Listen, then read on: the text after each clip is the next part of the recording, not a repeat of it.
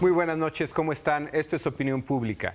Este viernes, como otras noches, les tenemos un tema sobre cómo piensan los mexicanos, cuáles son nuestras actitudes, cuáles son nuestras posiciones ante políticas públicas que nos ponen al límite. Temas como control de armas, prostitución, aborto, que tratamos la semana pasada, que nos hacen tomar una posición y dicen mucho de quiénes somos y de cómo pensamos. Soy Francisco Abundis. Hanna, ¿cómo estás? Hola Paco, muy buenas noches. Bienvenido a Opinión Pública. Esto es lo que veremos esta noche. ¿Quién es él o la favorita candidata para ganar la presidencia y la Secretaría General del PRI? ¿Quién va arriba en las preferencias? ¿Será la fórmula de Beatriz Paredes o la fórmula de Enrique Jackson? Este y otros datos de coyuntura aquí estarán con nosotros. El tema para discutir con nuestros invitados esta noche básicamente es cuál es la actitud de nosotros los mexicanos hacia la inmigración de extranjeros a México.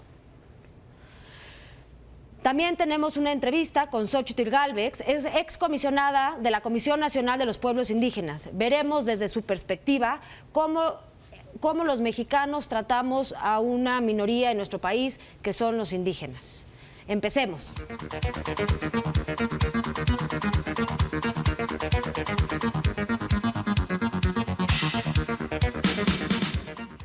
El próximo 18 de febrero, el Partido Revolucionario Institucional va a realizar una elección para elegir a su presidente y a su secretario.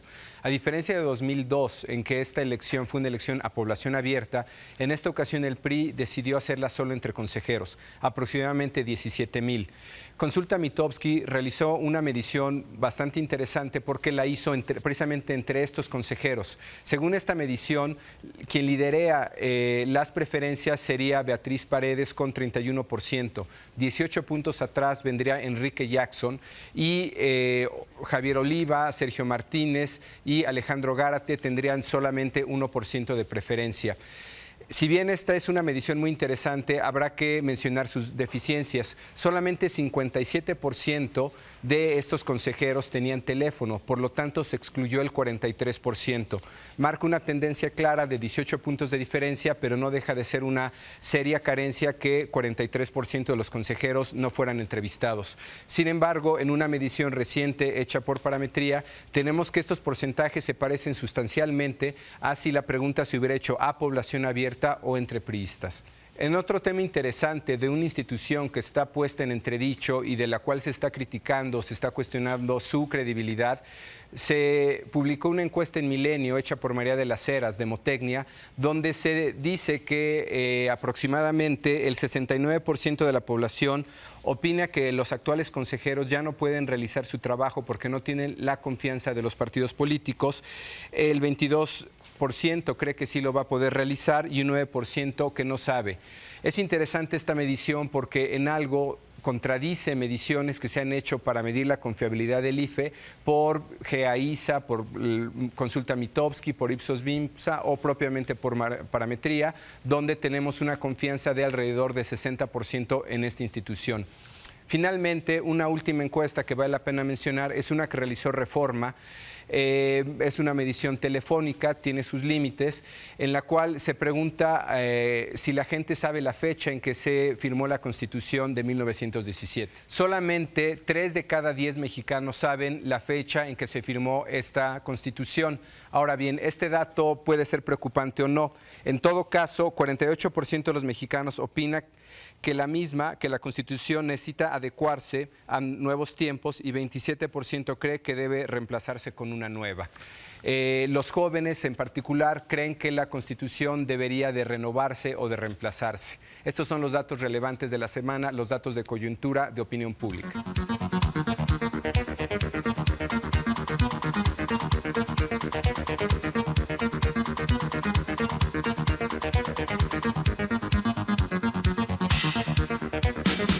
Eso es lo cierto en parte, tenemos una historia nacional que hace énfasis en eso, pero si vemos con cuidado la historia de muchas minorías que han emigrado al país, como los chinos, los judíos, nos vamos a dar cuenta que hay mucho más de mito que de cierto en esta historia de México abierto a los extranjeros. Parcialmente cierto. Frente a la migración, México ha tenido momentos de apertura y posteriormente momentos de una estrategia, una política de puertas cerradas. Sumado a ello, las puertas han estado abiertas o cerradas de un modo selectivo. Aquellos grupos que fueron definidos como cercanos al perfil de lo que se consideraba era la identidad nacional, las puertas estuvieron abiertas. Aquellos grupos que por diferentes razones aparecían o eran definidos como grupos ajenos al perfil nacional, sea por razones étnicas, religiosas o aún por considerandos socioeconómicos, las puertas estuvieron cerradas. Ha habido en diferentes épocas una mayor apertura y en otras épocas se han cerrado más las puertas. Tiene algo que ver con lo parecido al perfil nacional, pero tiene también que ver con lo parecido al régimen en turno. Es decir, cuando Cárdenas estuvo en el poder, abre las puertas a los refugiados españoles por una cierta identificación. Es así como algunas gentes, no solo los refugiados españoles, Trotsky encuentra refugio aquí, y también se tiene que señalar muy importantemente la apertura de las puertas durante el tiempo de las dictaduras en Sudamérica, que convirtió a México en un lugar importante de refugio para esa gente. En otros momentos ha estado más cerrada y sí creo que tiene mucho que ver con diferencias de tipo étnico, de tipo religioso, de tipo económico.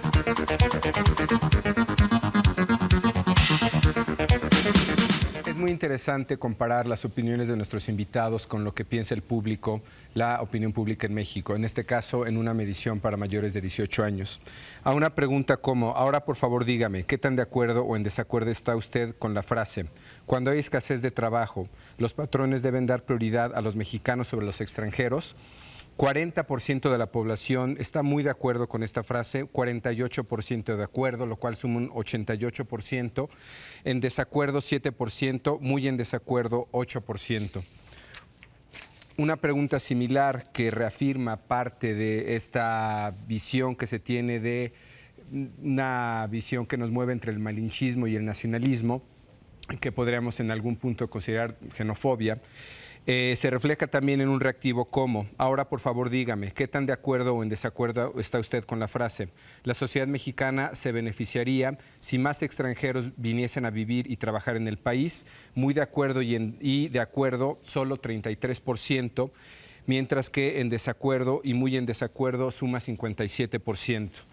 Estos reactivos fueron una contribución académica, metodológica del profesor Benny Temkin, uno de nuestros invitados, y quisiéramos hacerles algunas preguntas a nuestros invitados respecto a estos datos. Hanna. Bueno, pues empecemos por la primera pregunta. Los tres han coincidido en el sentido de que México parcialmente ha estado abierto a inmigrantes a lo largo de su historia. Profesor Temkin, para empezar, ¿a qué grupos sí ha estado abierto y a qué grupos no, con nombre y apellido y por qué? Bueno, grupos que conozco que se ha estado cerrados ellos, básicamente los judíos por un periodo de tiempo, y era un periodo de tiempo importante, la Segunda Guerra Mundial, un periodo en que necesitaban particularmente, pero en ese sentido hay que subrayar, México no es excepcional, la mayor parte del mundo estaba cerrada para la inmigración, hay países en que ha habido cuotas respecto a ese grupo, en su tiempo hubo movimientos antichinos muy fuertes dentro del país con un elemento racista muy importante. Yo creo que esos grupos son los que han sufrido más directamente y más claramente de algún tipo o de discriminación, de medio cerrar la puerta, y contra ellos también ha habido algunos movimientos racistas directamente. Ahora, esta idea de que tenemos una historia mixta en el tema no difiere sustancialmente con las historias de otros países sudamericanos, léase Argentina, incluso Chile, Venezuela, incluso en historia reciente, profesora Boxer. Bien, los ejemplos que acaba de dar, que es el caso de Argentina, el caso de Chile, digamos, son países donde en efecto hubo una inmigración masiva y por tanto la inmigración modificó el perfil poblacional y en ese sentido nosotros nos encontramos con una problemática diferente. En el caso de México, diríamos que la inmigración no modificó el perfil de la población original. Básicamente no la modificó porque no se han integrado. No, antes de integrar, porque en efecto México no fue un país, digamos, que fue buscado como prioritario por la inmigración, no en el siglo XIX, no a vuelta de siglo. De hecho, de América los atractivos eran en el norte Estados Unidos, Canadá, y en el sur Argentina, básicamente, Argentina, Chile, etcétera. Ahora, yo quisiera señalar que en efecto fue una estrategia de puertas abiertas o cerradas, alternándose, cambiando históricamente. También señalaría que fue selectiva, en efecto, si el perfil étnico, religioso, lingüístico y aún en momentos raciales era un perfil deseado y buscado, que pudiera fusionarse, y por fusionarse significaba asimilarse, renunciar a su identidad originaria, en ese sentido las puertas estuvieran abiertas. José Antonio, con respecto a lo que dice Judith, hoy en día, ya no siglo XIX y XX, sino hoy, siglo XXI, ¿México recibe bien a los inmigrantes? Bueno, hay una clara ambivalencia de los mexicanos hacia los extranjeros, me parece. Por un lado, pensamos que está muy bien que los mexicanos emigren y sean bien recibidos, integrados, aceptados en otros países como Estados Unidos, pero nosotros mismos estamos muy poco dispuestos a ser tolerantes hacia los inmigrantes. Y esto es una constante en la historia de México, porque México se imaginó con una matriz cultural, civilizatoria, compuesta solo de indígenas y de españoles. Y eso quiere decir que todo lo que no fuera indígenas o españoles ocupó un lugar anómalo, extraño, se quedó en un limbo simbólico, en la hechura simbólica del país. Beni, estas preguntas que nos ayudaste a diseñar en la última medición de parametría, tú tenías una expectativa, supongo, era parte de tu hipótesis nula, que estos porcentajes iban a ser bastante sustanciales en términos de algo que ya podríamos definir como una sociedad xenofóbica. ¿Te atreverías a decir esto? Bueno, no me sorprendieron, además por otra razón muy práctica, porque yo había aplicado esto en algunas universidades públicas y mis resultados habían sido todavía más extremos de lo que se obtuvo en toda la población. Es decir, a mayor escolaridad, dirías que esos porcentajes todavía son es pronto para decir eso porque no he visto todos los resultados de tu encuesta. Son jóvenes lo que usted había encuestado. Esos serán jóvenes. Pero lo que sí me parece es que por lo menos parecería ser que estas actitudes están bastante distribuidas en la población. Tendría que ver los resultados y tal vez tenga causas distintas en distintos grupos y cada uno se refiere a otros extranjeros que pueden estar compitiendo con estas personas nuestras de aquí. En diferentes dimensiones. Es decir, un académico puede estar reaccionando contra una población extranjera más académica que venga y alguien que tiene lugares de trabajo físico y demás puede estar reaccionando contra inmigrantes que vienen a competir con su lugar de trabajo, pero es un poco pronto para afirmar tal cosa. A este respecto de lo que está señalando el profesor Temkin, Judith, en tu opinión, ¿qué tipo de cuestiones son las que más exacerban estos sentimientos de rechazo a los inmigrantes? ¿Será una seguridad al desempleo, miedo del futuro, pobreza, que le quiten a alguien su trabajo, que que transforme la cultura y eso a alguien no le gusta? Es complejo. Yo iba a decir, y de hecho voy a responder dando el viraje, iba a señalar, los resultados no sorprenden y además reafirman los resultados de la encuesta nacional sobre la discriminación, la que se llevó a cabo exactamente ya hace cerca de 2 años, 2005. ¿En qué sentido? Bueno, hubo ahí manifestaciones muy precisas.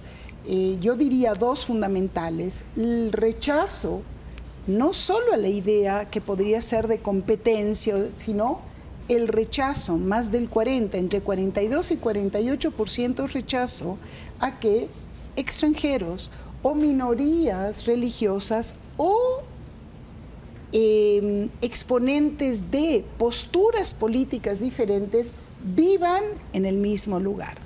Eso para mí señala realmente una dimensión muy problemática, que es esto de los espacios y esta construcción de lo simbólico del cerca lejos. No nomás es que me quiten mi empleo, sino ni siquiera como mexicano, o el 40% de los mexicanos no está dispuesto a compartir un espacio con un extranjero. Bueno, correcto. Y en el caso indígena fue notorio, inclusive aquí cruzado con otro dato fundamental, que están dispuestos a organizarse para evitar que indígenas habiten en el mismo inmueble.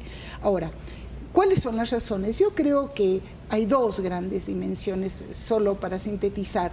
Hay razones de tipo cultural, subjetivo, que tienen que ver con lo que una cultura construye, como quiénes somos nosotros, qué lugar tiene el otro, hasta dónde es una situación relacional o de oposición, donde el otro es una amenaza.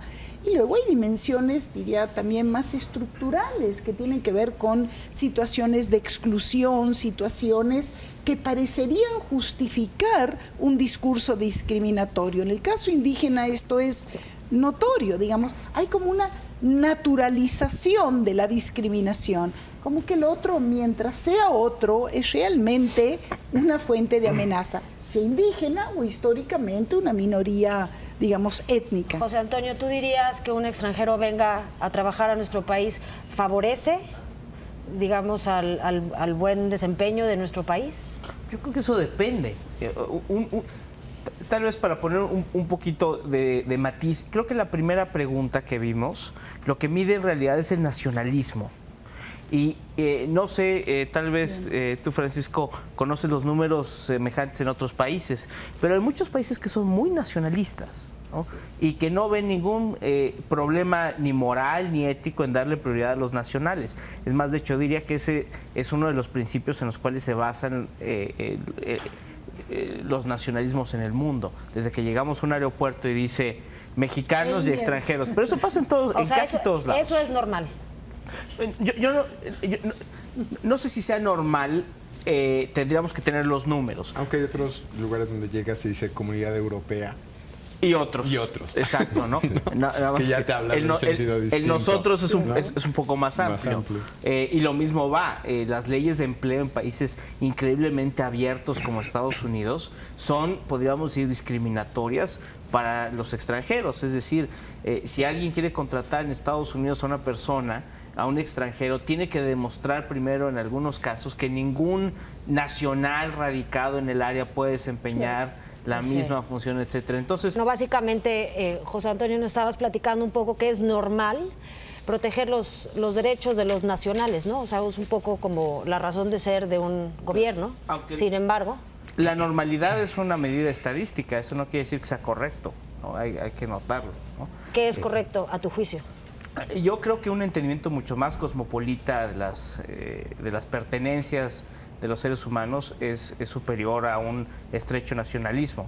Y lo que decía también que no es usual, para ponerlo de esta manera, son leyes draconianas como las que tenemos en México, que dejan en la indefensión jurídica a los extranjeros, como el artículo 33, que permite al gobierno mexicano sin proceso judicial expulsar a aquellos extranjeros que considere perniciosos. ¿Conoces otros casos, otros países donde hay este tipo de artículos donde se niegan prácticamente las garantías de ciudadano a alguien por su condición de extranjero?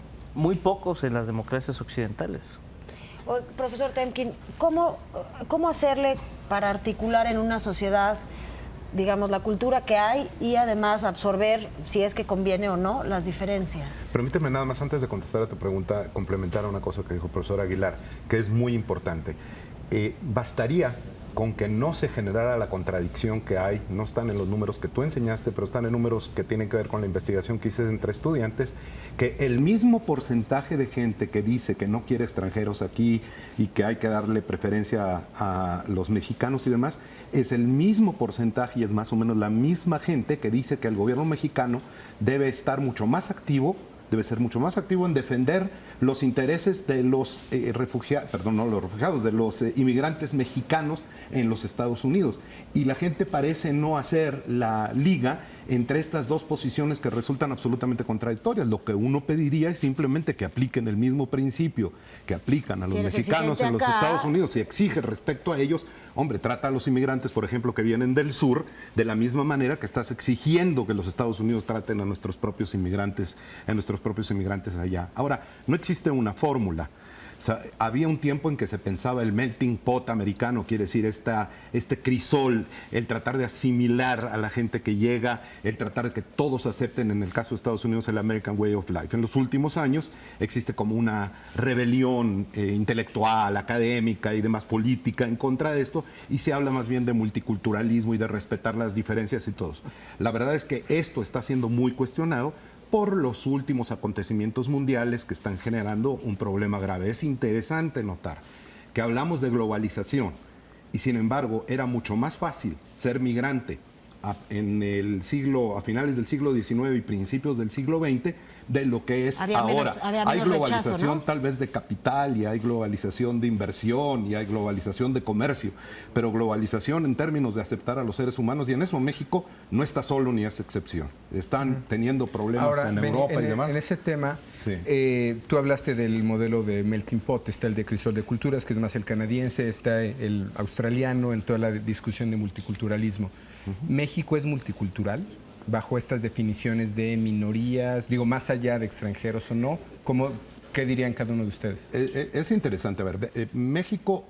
si tuvieras que decirlo en una sola expresión, ¿es o no O multicultural? sea, brevemente Exacto. diciéndolo, Sí o no. creo que la sociedad mexicana era más asimilacionista en el pasado y está volviéndose más multicultural, por lo menos ideológicamente, y la gente apoya más el tipo de multiculturalismo, sobre todo en lo que se refiere a los indígenas. Casi un 60% de la población dice que está a favor de la autonomía de los O indígenas. sea, ¿somos o no somos multiculturales? Sí, pero déjame ver. No, es que rápido, Judith, para que nos dé que- tiempo, porque vamos a ir a otras cosas. Bueno, yo diría, en un lenguaje que no entra a la polémica, si multicultural, yo creo que hay una aceptación mayor del valor de la diversidad. Ahora, ¿qué haces? Ahora, depende a qué niveles, porque mientras que en general yo diría que hay un creciente acercamiento a reconocer que la diversidad es fuente de riqueza, que no amenaza, que las sociedades no deben ser homogéneas, que lo diferente puede contribuir, también remito que las respuestas en la encuesta nacional sobre discriminación fueron rechazantes de la diversidad. Entonces, aquí estamos en un momento, diría yo, transicional. Hay sectores, hay discursos, hay actitudes, hay políticas públicas que afirman y reconocen. Concluiría también brevemente, diría que esto está estrechamente ligado con un concepto de que el pluralismo cultural no viene solo, tiene que haber un pluralismo político, un pluralismo institucional. Y creo que la construcción de democracia directamente impacta en torno a la posibilidad de aceptar al diferente, al otro, dentro de la convivencia. Ok, bueno, vamos a ir ahora a un sondeo, salimos a la calle y le preguntamos, bueno, pues estas cosas, ¿no? ¿Nos beneficiamos o no de que vengan extranjeros al país? Digamos, si hubiera poca oferta de trabajo, ¿deberían o no de restringir, digamos, los lugares ocupados para mexicanos o extranjeros? Ahorita regresamos.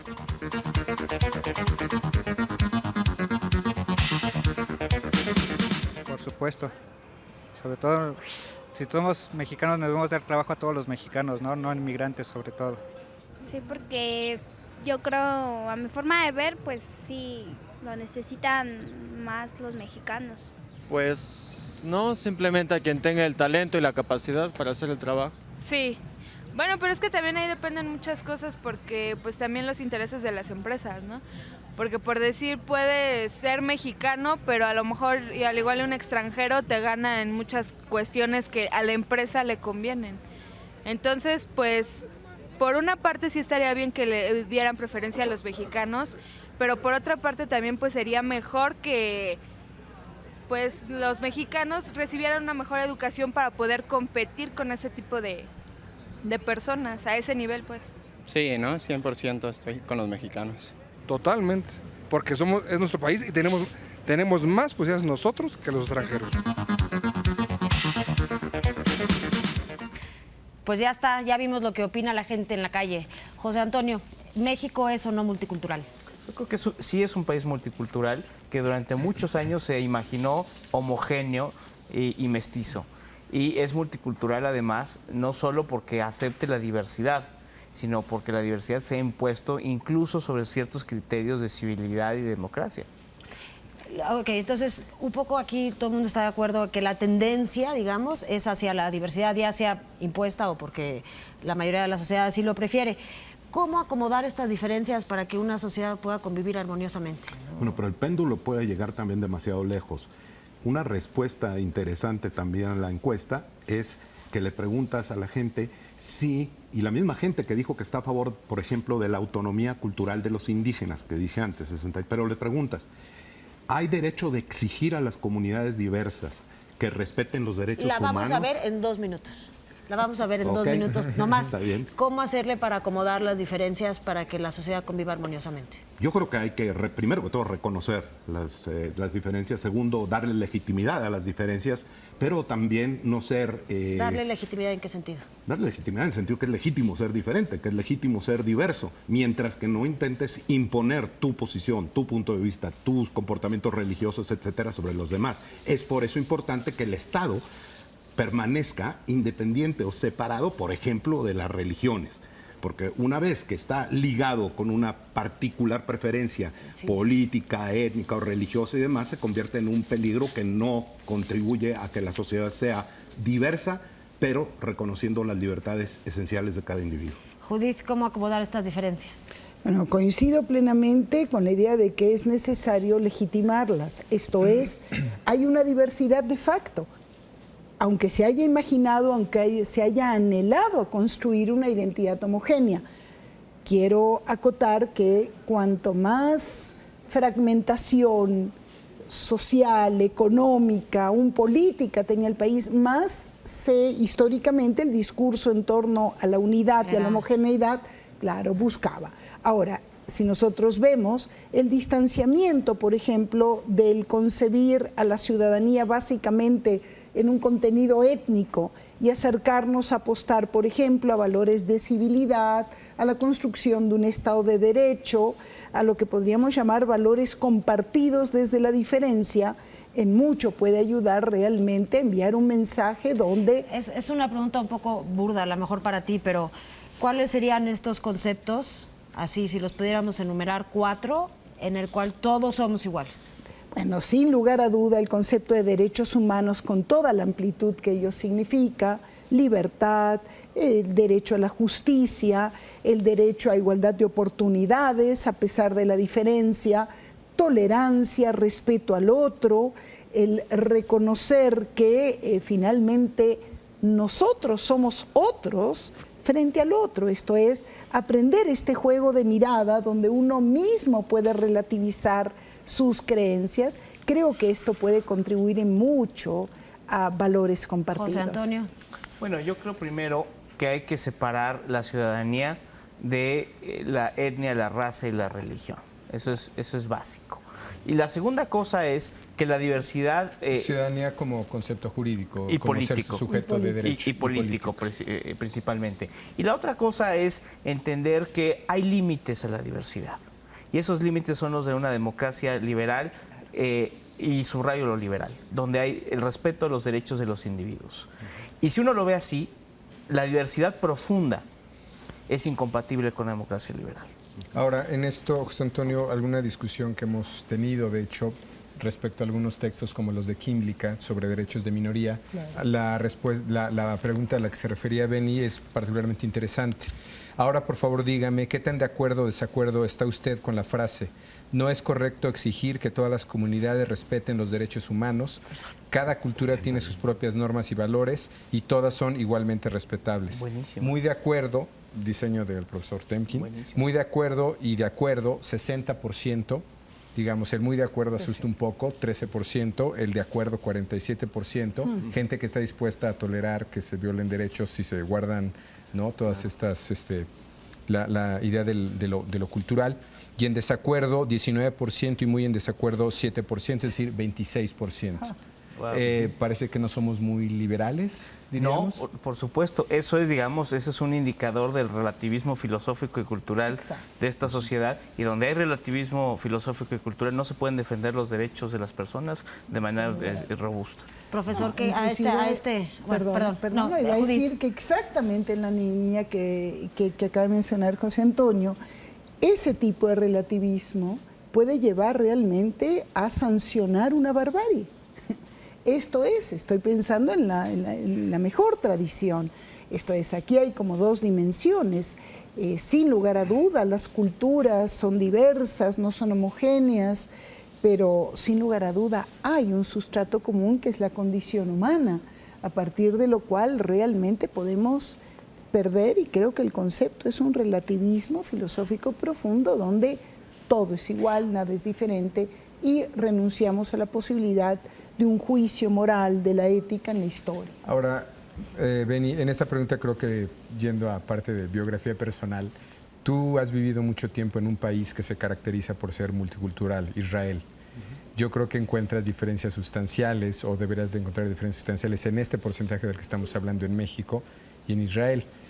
Bueno, depende de la minoría. Minorías dentro de la comunidad judía también existen discriminaciones, digamos, entre judíos propiamente por su origen, ¿no? Pero ¿cómo se comportaría la mayoría de los israelíes ciudadanos, incluyendo árabes, porque los hay? Bueno, en el sentido normativo yo creo que contestarían respecto a los judíos que todos son iguales y que no debe haber preferencias y demás. Esa sería una respuesta normativa de judíos respecto a judíos. Ahora, cuando empiezas a hablar de judíos frente a árabes, ya la cosa cambia completamente y existe un grado de rechazo y inclusive de odio por parte de ciertas partes de la población hacia la minoría árabe. Hay que agregar, como en todas partes hay que matizar, que ahí se encuentran en un conflicto nacional muy complicado, incluso con países vecinos. Entonces eso dificulta. Pero si me permiten nada más rápidamente esta cuestión del péndulo.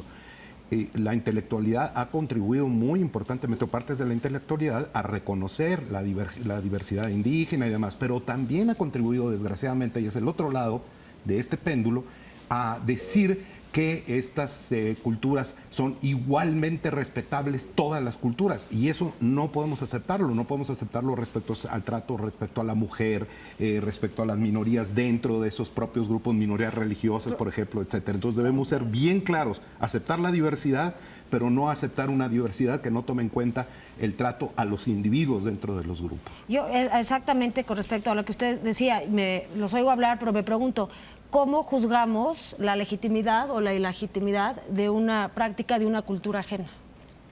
Bueno, yo creo que aquí estamos como que tocando un punto fundamental y es este fundamental, esencial y también frágil equilibrio entre la condición humana individual, entre estos grandes logros de la modernidad, como es la autonomía individual, como es la posibilidad de elección, como es, en fin, todos aquellos valores que podríamos compartir, y el hecho de que existen identidades colectivas, grupales, pertenencias, culturas que difieren. Perdón, pero en este tema creo que parte de la discusión ha sido que se ha hablado de una especie de prejuicio occidental, donde bajo esos valores, digo, liberales, de respeto, de derechos humanos, queda claro, dirían algunos de los críticos en esta discusión, que tenemos un sesgo a nuestra visión occidental.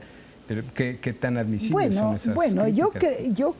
Yo creo que aquí hay, digamos, críticos que han buscado perfeccionar lo que llamaríamos las promesas incumplidas de la modernidad, y hay posturas críticas que no son para nada progresistas, sino que son regresivas, que pretenden restaurar una situación premoderna. Voy a bajar un poquito la conversación porque nos vamos a tener que ir nomás.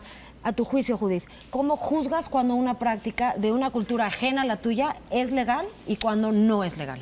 Bueno, más que legal, decías legítima, esto es si es aceptada. Legítima. Si tuviéramos que tener una forma fácil de diferenciar. Y sin lugar a duda tiene que ver si la pertenencia grupal es una jaula que atrapa al individuo o si es un espacio que acoge para dejar que el individuo se desarrolle. Lo que diría es que toda cultura que atentaría contra la libertad individual, sin lugar a duda, es una cultura que yo pondría y sometería a crítica. Tú, José Antonio, ¿qué dirías? ¿Cuál sería, como dice Hanna, qué lo hace legítimo o ilegítimo?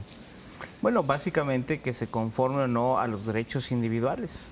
Y sobre tu pregunta de, bueno, estos vienen del mundo occidental, yo te diría sí. Y eso habría que argumentar por qué es ilegítimo. Desafortunadamente hay cosas que vienen buenas que vienen de algunos lugares y otros de otros. Las libertades individuales vienen de la es. cultura de Occidente. Así es. Bueno, con esto nos quedamos. Vamos a nuestra sección de N de 10. Algunos datillos sobre inmigrantes en México. Regresamos.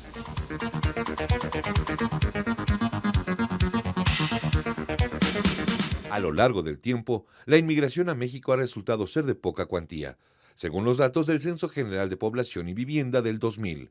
En este año, residían en México cerca de 493,000 extranjeros, lo que equivalía al 0.5% del total de la población del país. Según estos datos, 7 de cada 10 inmigrantes provenían de Estados Unidos. 1 de cada 10 eran procedentes de América Central, mayoritariamente de Guatemala. No llegaban a ser 1 de cada 10 de los sudamericanos. Y los europeos, los originarios de África y Asia, resultaron ser muy poco significativos. Para el periodo enero-diciembre del 2006, aquí los movimientos. Se rechazaron a 4,054 extranjeros. Fueron asegurados 182,705 extranjeros en el territorio nacional.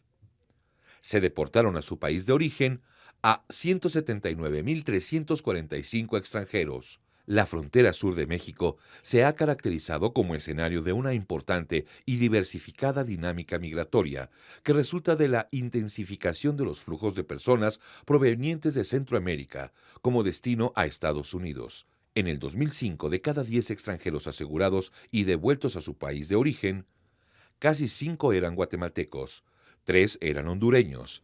Nos quedamos con un tema, Beni, sobre cómo podemos definir la legitimidad o ilegitimidad de nuestras actitudes hacia los... ¿Qué es lo que consideramos legítimo y legítimo de un multicultural? Para el público que nos está escuchando, cuando aterrizas estas cosas, la gente no tiene dificultad. Por ejemplo, una cultura que permita golpear a las mujeres todos los días es de manera obvia una cultura criticable, ¿verdad? No todos los días, en cualquier momento. Entonces, yo diría la medición de la Declaración de los Derechos Humanos. Y si la Declaración de los Derechos Humanos se hizo en Occidente, bueno, pues es occidental en esa medida. Todo el que no sea relativista culturalmente tiene ciertos valores y lo que tienes que hacer es aplicar esos valores fundamentales a cualquier cultura y a cualquier nación y muy particularmente a la tuya propia y a tu propio grupo étnico. O sea, hay ciertos valores universales que no importa si eres de Occidente, Oriente, tal. Sí, yo pienso que sí. Yo pienso que es mejor no pegarle a los niños que pegarle a los niños y para mí eso es un axioma y estoy dispuesto a defender ese axioma y creo que tiene también demostraciones de otra naturaleza empírica, pero no me quiero meter demasiado en ese asunto. Solamente decir esto de que la defensa de los derechos humanos tiene que ser una defensa generalizada. Estarías de acuerdo básicamente con José Antonio sobre tenemos que asumir cierto compromiso con valores occidentales y esos son los que nos rigen. No sé por qué insistes en llamarlo occidentales. La Declaración General de los Derechos Humanos ha sido aceptada por todas las Naciones Unidas, por todos los países del mundo y debe ser aceptada por todo grupo social o colectividad. Si Judith creo que lo dijo de manera perfecta. Es decir, si el individuo está forzado a ser parte de esa comunidad, ni siquiera puede escapar de su definición como parte de ese colectivo, estamos ante una situación que, siendo inaceptable para mí mismo, tengo que proponerla como siendo inaceptable para las otras personas. Pero yo tal vez señalaría, porque el tema de Occidente surgió y me parece importante. Yo me inclinaría no a plantearlo en términos de, en fin, choque civilizatorio, Occidente versus, pero más en el concepto de múltiples modernidades, diciendo lo siguiente: en efecto, hay muchas formas de ser moderno, pero hubo un modelo, que es el modelo occidental, que fue un referente, que generó un diálogo, que generó conflictos. Ahora, creo que una cosa es conflictos y diálogos y otra cosa es un rechazo de ese modelo, porque con ello se va también una vocación universal que tuvo Occidente. Yo creo que aquí las instituciones que hablamos, el concepto de democracia, de justicia, son valores que buscaron encarnarse. Claro que hay una historia también, que es una historia de desencuentros, una historia de dominación, es indiscutible. Pero esos valores hoy bajo ataque, yo creo que es necesario defenderlos en esa dimensión básicamente de perfeccionar una modernidad, estas notas promisorias. Ahora bien, en México esa no será discusión. Estamos de acuerdo con que defendemos esos valores y no será una discusión. El multiculturalismo no está dicho así en México. Si pudiéramos ir a breves conclusiones, José Antonio. Yo creo que los números que tienes ahí dicen exactamente lo contrario, ¿no? Aquí tenemos la confluencia de dos desarrollos cuya confluencia puede ser muy problemática, digamos, para hacer de esto un país más civilizado.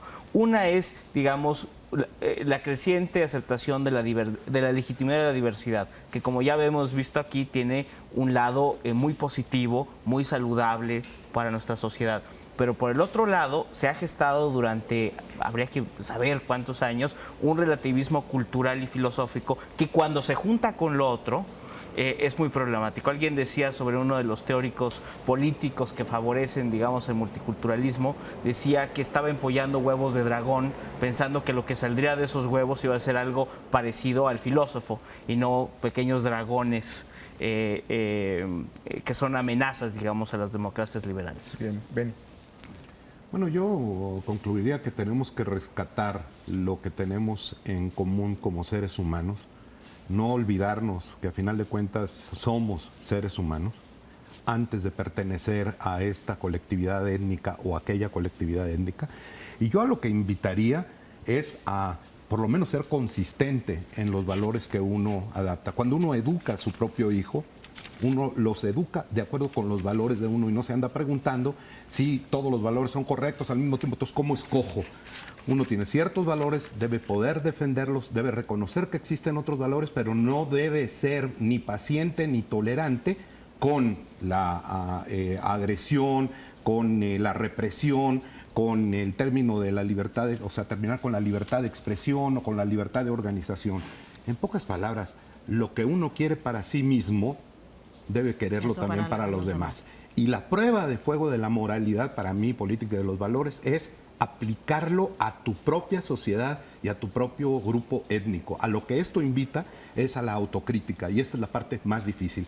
Vean lo que sucede en países como Turquía, en países como Israel, en países en donde los críticos sociales son muchas veces acusados de quien está traicionando la causa colectiva y demás, y se requiere mucho valor para rescatar la individualidad, los valores morales universales en el individuo. Gracias. Hablando de este asunto de aplicar hacia adentro lo que uno, digamos, dice hacia afuera, uno de los temas es este de los indígenas. 1 de cada 10 mexicanos son indígenas, son discriminados.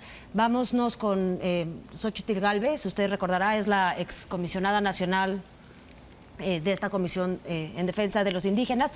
Vamos a ver ella qué tiene que decirnos sobre cómo nosotros los mexicanos tratamos a este grupo minoritario. Regresamos.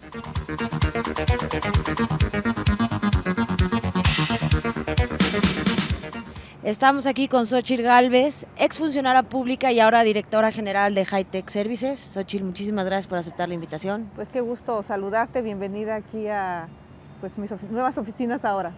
Oye, Xóchitl, cuéntanos, a tu juicio, digo, medio sabemos la respuesta, pero queremos oírla. ¿Hay en México discriminación hacia la gente indígena? Digo, absolutamente. Es un tema que nos cuesta trabajo reconocer. Pensamos que porque en nuestro país no hay gente de color, no somos un país racista, no somos un país que discrimina. Muchas veces la discriminación se asocia con las poblaciones negras, pero en México, por supuesto que hay discriminación por origen étnico, especialmente por ser indígena. En alguna encuesta que alguna vez se realizó, 3 de cada 4 mexicanos señalaban que no estarían dispuestos a vivir con un indígena en su casa. Y bueno, me parece que además la condición de pobreza de los indígenas en México, que es adicional a su condición étnica, hace que sean doblemente discriminados por ser indígenas, por ser pobres, y pues en el caso de las mujeres, muchas veces por ser mujeres, ¿no? También existe una discriminación desde la sociedad, y dentro de las propias comunidades indígenas hay una mayor discriminación hacia las mujeres. Hablando de esta discriminación, ¿hay discriminación por parte de la sociedad y también por parte del gobierno? Yo comento que hay 3 tipos de discriminación. La discriminación cotidiana de los ciudadanos. Aquí en México el insulto clásico es: eres un pinche indio.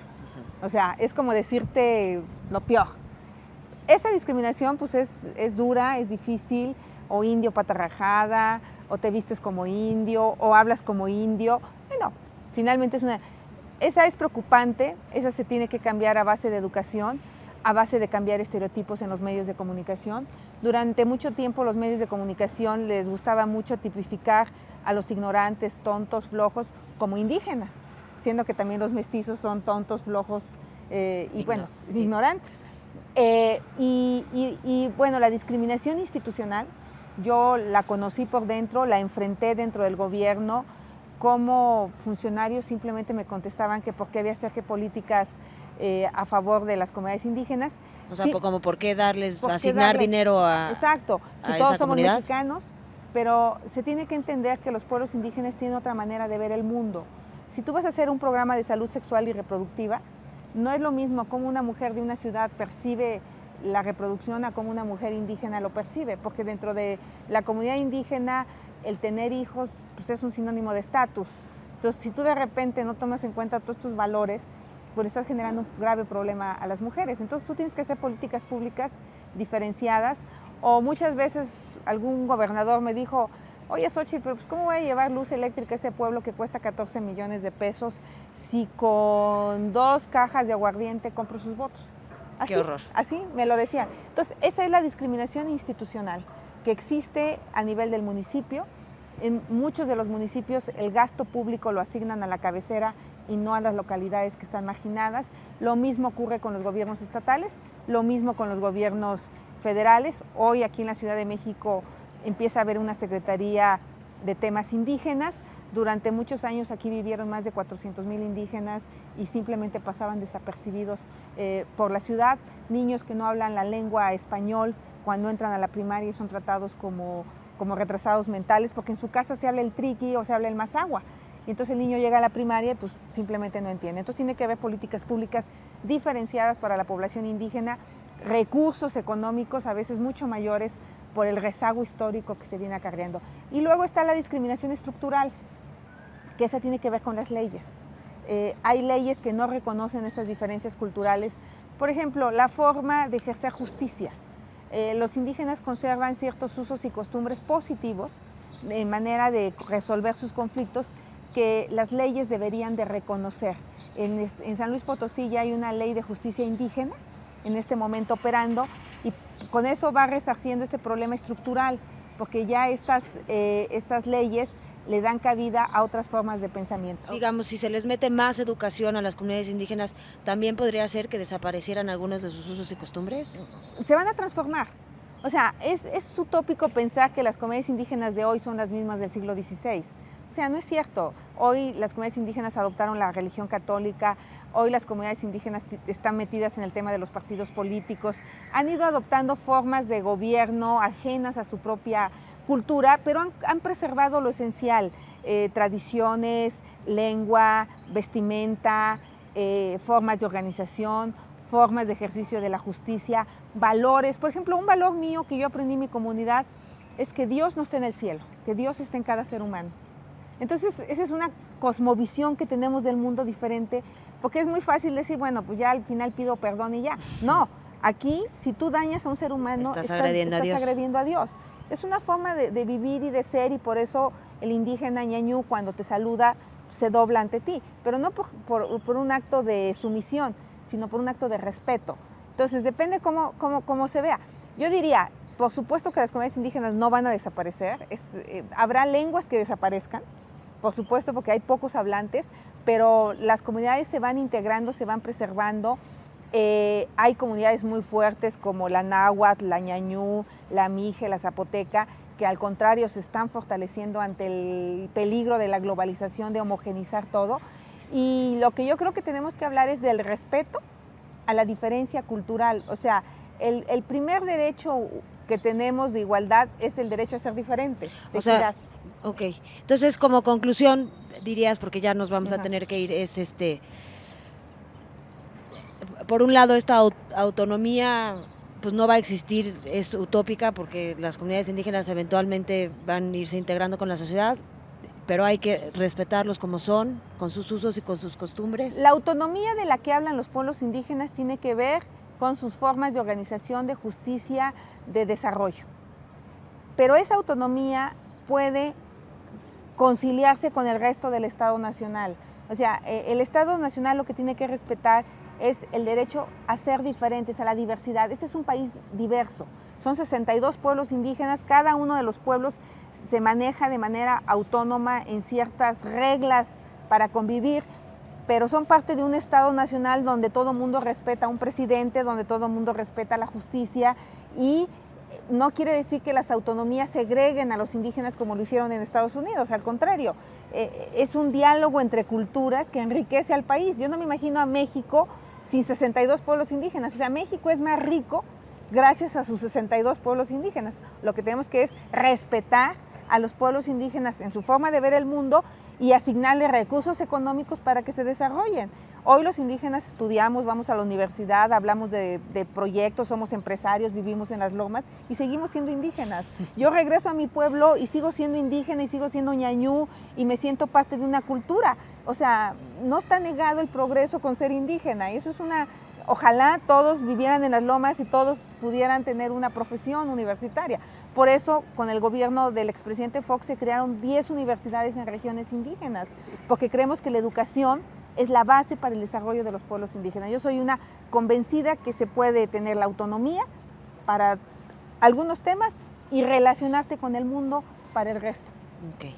Bueno, pues creo que con esa muy clara y muy buena idea nos quedamos. Regresamos al estudio.